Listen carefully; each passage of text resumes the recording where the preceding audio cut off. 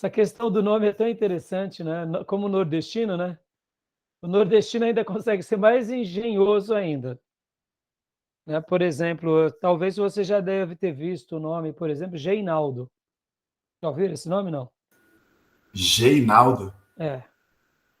Vocês vão ver alguns nomes assim, por exemplo. Vamos pegar aqui, por exemplo, Felipe, Felina ou Nafeli. Nafeli. Pô, Nafeli, que negócio é esse?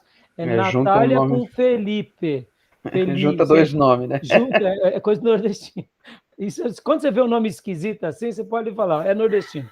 Pai e mãe é nordestino. Ivan Dilson.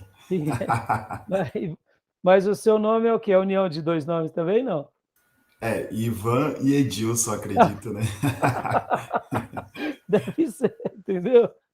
Tem o pé na cozinha, não tem jeito. Né? É coisa Não de adianta. nordestino, coisa de nordestino. Nordestino Como gosta. será que ficaria em inglês, hein? Ai, ai, ai. Você entendeu? Né? Na nossa igreja tem uma garotinha que o nome dela é Emilie, mas ninguém chama ela de Emilie, só chama ela de chama ela de Emily. Emily. E aí, um dia eu conversando, eu falei, mas o seu nome não é Emilie? É, pastor, mas ninguém me chama. Aí eu comecei não, é Emilie. O nome dela é Emilie. E quando um brasileiro dá para o filho nome internacional? Deu nome internacional, é Michael, não é Michael, é Michael. Essa questão de valorizar, irmão, gera identidade. Parece bobeira, né? O senhor me Fala. fez lembrar o Diga. nome do primo da Natália aqui. Qual que é? Michael Jackson. É isso mesmo, né? É Michael Jackson. Não é Michael Jackson, é Michael Jackson. Ah, 1, 2, 3 de Oliveira 4 e por aí vai. já vai. Xerox do Brasil, né? Já viram? Eu já vi, porque eu Ah, fui trabalhar uma vez no Pernambuco, aí chegou dois rapazes lá para fazer matrícula na escola. Um era Jimmy Cliff. Falei, rapaz, conheci Jimmy Cliff. Sério? Sério. E o outro era o Walt Disney mesmo. Eu vi, assim, peguei o documento dos caras e eu vi. Walt Disney. Falei, rapaz, duas celebridades aqui. você Né? Você vê, Dio, isso é coisa de nordestina. Meu pai, né? Meu pai, eu sou da família, eu sou o único cearense. Meu pai e minha mãe casaram-se. Minha mãe, logo na sequência, ficou grávida e eu nasci. E aí eu vim para São Paulo com 1 ano e 3 meses. Então eu sou totalmente paulistano de criação, né? Paulista é quem mora na paulista e paulistano, né? Você sabe disso, né? Tem o paulista e tem o É, a paulistano. capital, né? E a metrópole. Isso. Paulistano é quem está na metrópole, não é isso? E quem está. Não, não, como que é mesmo? É, paulistano é quem tá na metrópole. Quem está na Paulista é metrópole. capital, né? Paulista é Paulista é capital. capital. Então eu sou um paulista de criação, né? Porque eu vim com 1 ano e 3 meses. E aí o que acontece? Mas assim, querendo ou não, eu tenho traços bem diferentes até dos meus irmãos. Eu acho que essa questão só de ter nascido lá. Por exemplo, irmãos, eu, durante a minha vida toda, eu sofri muito com frio, muito. E eu falava, meu Deus, porque eu não gosto do frio, gente. Frio me faz passar mal, me tira o humor. Aí foi, pum, Eureka, né? Onde eu nasci, né? Eu nasci onde eu nasci, lá é quente. O inverno do Nordeste é o nosso verão paulista, entendeu? Então, assim, eu gosto demais do calor, gosto demais da conta. Para mim, o calor não me afeta em nada. Já o frio me deixa todo entrevado, me deixa. E assim, meu pai, de vez em quando a gente vê alguma coisa como essa, né? Xerox do Brasil, Walt Disney, meu pai fala: ai meu Deus do céu, como não vão zoar com a gente, meu filho? Como não vão zoar? Os nomes da cidade, né? Cabrobró, Xerabubim. Falou: o nome da cidade, mas não tinha outra coisa para pôr, meu Deus do céu. Então, as coisas. Piripiri. Como que é? Piripiri é a cidade que eu nasci. Como que é? Piripiri? Piripiri. Olha, isso é nome de cidade. Piri, piri, piri. Só para a gente descontrair um pouco. Então, a gente entrou nesse negócio de nome por causa do Açoeiro e do Xerxes. Olha que volta que a gente deu, hein? Voltando aqui. É para ajudar agora a patrulha que quer fazer linguagem neutra, né? Pelo amor de Deus. Como que é? Eu não entendi. Agora a patrulha aí, a minoria aí quer fazer linguagem, quer impor a linguagem neutra, né? Sim, mas o que... Linguagem neutra, você não sabe, pastor? Sim, mas por que você está falando isso? Não, se os nomes já é esquisito, imagine com linguagem neutra agora. Vai ficar uma salada. Ah, sim. Então, a gente fez tudo isso por causa aqui do Xerxes e do Açoeiro. Ó, na Bíblia NVI, no capítulo 1 de Esse Esther... Xerxes é do filme 300? Possivelmente. É o primeiro ou o segundo? Então, é por isso que eu ia falar muitas vezes, ter o primeiro, ter o segundo. Por isso que o Gil, quando falou que é um título, né, tem a ver. Ó, a Xerxes, ó, foi no tempo de Xerxes, aí tá, na NVI tá Xerxes, aí tá uma nota de rodapé. Hebraico é Assuero. Variante do nome persa, Xerxes. Xerxes é persa. Interessante, né? Então, aí aqui vai falar um pouco agora sobre os reis, a decadência, né, do império, decadência dos persas. Acho que aqui não precisamos... Essa parte é interessante. Vamos ler essa parte aqui. Olha que interessante, o zoroatrismo. Leia para nós, pastor Johnny. O zoroatrismo é uma religião dualista fundada na antiga Pérsia pelo profeta Zaratustra, a quem os gregos chamavam de Zoroastro. É considerada como a primeira manifestação de um monoteísmo ético e, de acordo com os historiadores da religião, algumas das suas concepções religiosas viriam a influenciar o judaísmo, o cristianismo e o islamismo. Em aulas de religiões comparadas, vocês vão aprender um pouco mais sobre isso. A gente trata, num dos módulos do nosso curso, seria a mesma matéria que eu tive de seitas e heresias. Hoje ela recebeu um novo nome, essa grade, religiões comparadas, que a base é seitas e heresias. Então, nela, a gente vai aprender um pouco sobre o zoroatrismo. Tá bom? Que nome, hein? Que nome, né? Aqui, Zoroastro. Nossa, essa figura de uma moeda encontrada, não, isso é um desenho, né? Então, eu acho que é uma... Isso parece um metal, sim. É alguma coisa que representava a religião.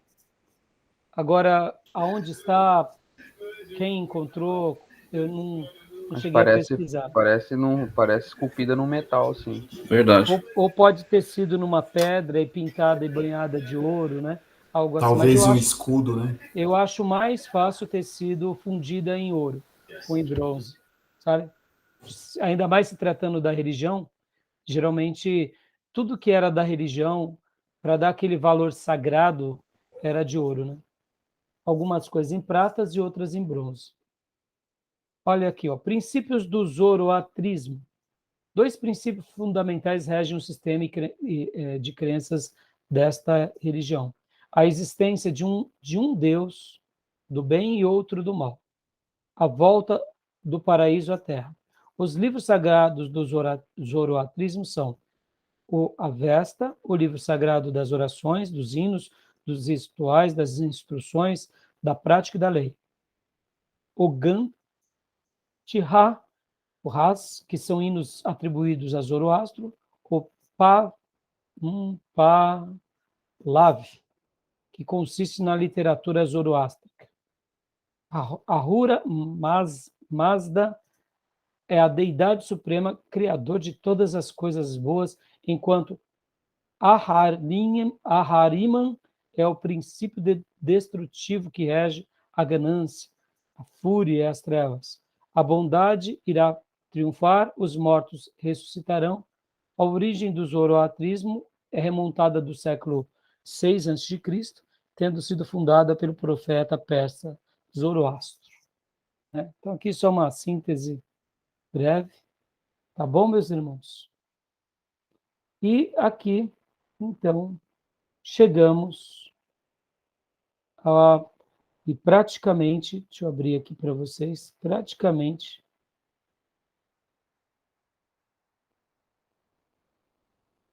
Opa. Traçamos quase todos os slides da matéria. Só não falamos sobre esse slide aqui, mas esse slide é também um compêndio bem objetivo sobre os hebreus, fenícios e os persas. Depois vocês dêem uma olhada, tá bom? Lá. Falando um pouco sobre a história dos hebreus, né? Moisés. Aqui, lembram? É uma foto bonita, né? Mas quem que vocês lembram desse episódio? Estão conseguindo ver? Sansão, né? Sansão, hein? Sansão, é. Destruindo as colunas de Dagon, né? Os hebreus. Opa, e essa daqui? Que foto é essa? Davi. Davi. Mas esse Davi aí tá mais para a cara do quê? Romano, latino ou judeu? Esse aí é quase um César. Pior. Né? Latino totalmente branquinho, né? Mas é E Davi era ruivo, né? É. Sim. Pelo menos a imagem da cabeça. Parece que tá meio ruivinho, parece. Vamos dizer que desbotou o quadro, vai. É. Mas assim, uma pintura, né? Aí aqui, esse material vai mostrar um pouco o templo, como que era, as dimensões, dando uma ideia, né? As pias, o altar. Aqui é aquele episódio de Salomão com a criança, quando as mães vão pleitear a criança viva em detrimento da morta, lembra? Aí vai falar um pouco sobre os hebreus, sobre os pergaminhos, vai dar uma ideia dos inícios. Nada mais do que a gente já falou. Olha, a embarcação fenícia, lembra que eu falei que eles eram grandes conhecedores dos mares? Mais uma vez os persas. Aqui essa moeda interessante também, né? Mais uma vez as asas, né? Sempre dando uma ideia de suntuosidade. Então, assim, a gente não precisou tratar dele. Tá bom, meus irmãos? Então, praticamente trabalhamos em todos os slides. Eu achei que foi muito legal.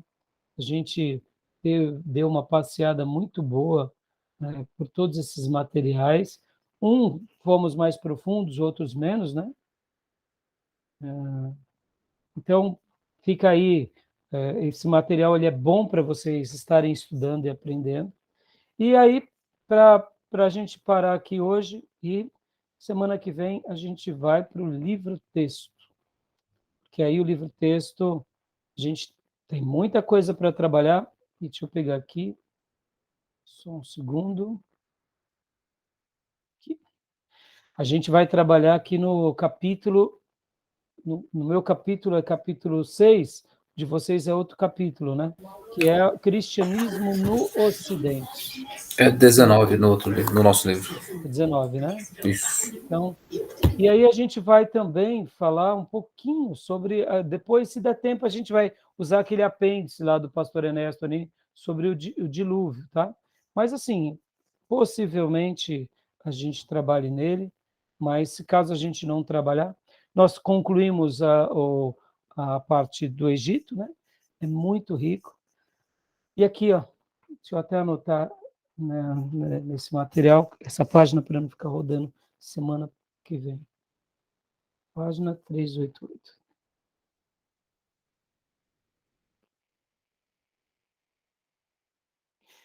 E aí, irmãos, o que eu queria concluir, né? O que eu queria concluir, irmãos? A importância da educação, irmãos. A importância da educação. Podem ver que esses impérios, eles tinham uma coisa que se assemelhava muito. eles eram, querendo ou não, mesmo tendo um povo que trabalhava, servia a corte, mas a educação era fundamental. Todos eles tinham sua política, ou era monarquia, ou era democracia, mas eles tinham as suas leis, tinham os seus credos e tinham essa tradição pela cultura. Que Deus nos ajude a sermos cristãos piedosos e que preguemos a verdade e não tenhamos medo de ensinar aquilo que realmente Deus espera de nós, né? E eu queria até concluir lendo um texto de Timóteo com vocês, porque, olha só, Timóteo, 1 Timóteo.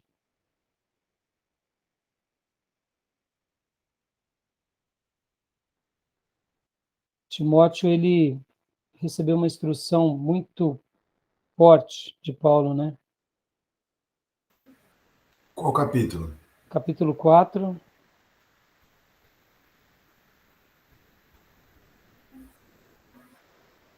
Olha só.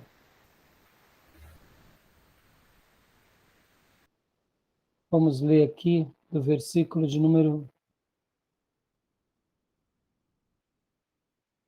Logo no versículo 1, começa falando sobre o Espírito diz claramente que nos últimos dias, claramente que nos últimos tempos, alguns abandonarão a fé e seguirão espíritos enganadores e doutrinas de demônios. E aí vem as instruções de Paulo a Timóteo, e aí, versículo 6. Se você transmitir essas instruções aos irmãos, será um bom ministro de Cristo Jesus, nutrido com as verdades da fé e da boa doutrina que tem seguido. Versículo 7. Rejeite, porém, as fábulas profanas e tolas e exercite-se na piedade. O exercício físico é de pouco proveito, a piedade, porém, para tudo é proveitosa, porque tem promessa de vida presente e da futura. Esta é uma afirmação fiel e digna de plena aceitação. Se trabalhamos e lutamos é porque temos colocado a nossa esperança no Deus vivo, o Salvador de todos os homens, e especialmente dos que creem. E agora, ordene, versículo 11, e ensine essas coisas. Ninguém o despreze pelo fato de você ser homem, se você ser jovem, mas seja um exemplo para os fiéis na palavra, no procedimento, no amor, na fé e na pureza. Pode ver que no versículo 11, ordene e ensine essas coisas. O ensino está ligado diretamente à vida do pastor. Agora, deixa eu te fazer uma pergunta, né?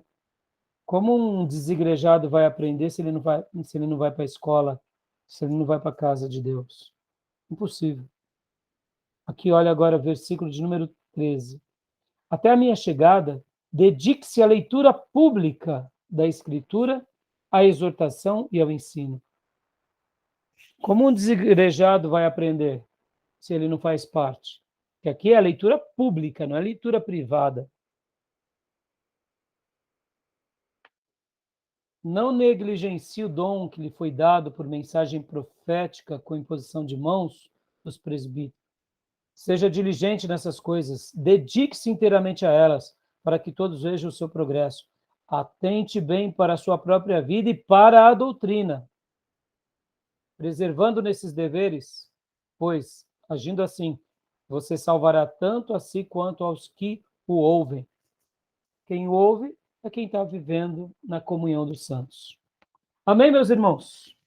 Que Deus faça de nós homens piedosos, devotados, que mergulhemos na história de Deus e aprendamos com a história de Deus e façamos da história de Deus a nossa vida e os ensinos de Deus o nosso tudo. Tá bom, meus irmãos? Então, Ok, semana que professor. vem, damos continuação aqui no ponto cristianismo no Ocidente. Tá bom? Eu vou terminar a gravação, tenho um recado para vocês, para a gente finalizar aqui a nossa aula. Tá bom? Deus abençoe, meus irmãos. Amém.